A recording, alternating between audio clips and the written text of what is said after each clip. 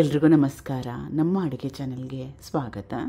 ಮನೆಯಲ್ಲಿ ದೋಸೆ ಹಿಟ್ಟು ಇಡ್ಲಿ ಹಿಟ್ಟು ಇಲ್ದಿದ್ದಾಗ ಅಥವಾ ಒಂದೇ ರೀತಿಯಾಗಿರೋ ತಿಂಡಿಗಳು ಬೆಳಗ್ಗೆ ತಿಂಡಿ ತಿಂದು ಬೋರಾಗಿದ್ದಾಗ ಇದನ್ನು ಟ್ರೈ ಮಾಡಿ. ತುಂಬಾ ಸುಲಭ, 5 ನಿಮಿಷದೊಳಗಡೆ ಮಾಡ್ಕೋಬೋದು. ರುಚಿಕರ ಮತ್ತು ಆರೋಗ್ಯಕರ ಕೂಡ.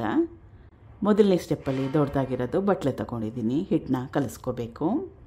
1 ಗ್ಲಾಸಷ್ಟು ಗೋಧಿ ಹಿಟ್ಟು.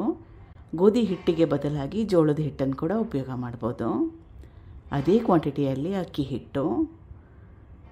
ಹಿಟ್ಟಿಗೆ ಬದಲಾಗಿ ರಾಗಿ ಹಿಟ್ಟು, ಇವನ್ನೆಲ್ಲ ಬೇರೆ ನಿಮ್ಗೆ ಯಾವ ಹಿಟ್ಟು ಇಷ್ಟ ಆ ಹಿಟ್ಟನ್ನೆಲ್ಲ ಉಪಯೋಗ ಮಾಡ್ಬೋದು.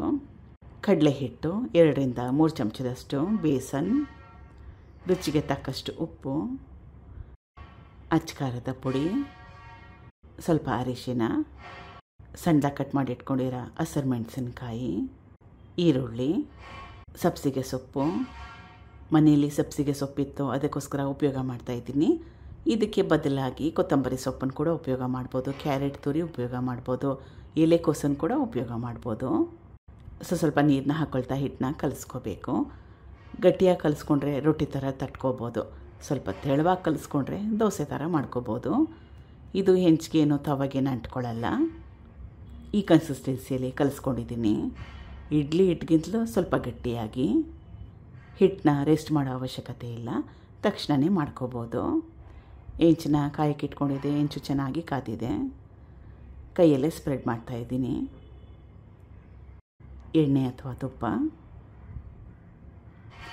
ಒಂದು ಕಡೆ ಚೆನ್ನಾಗಿ ಬೆಂದ ಮೇಲೆ ತಿರುವಾಕೊಂಡು 2 ಕಡೆ ಬೇಯಿಸ್ಕೋಬೇಕು.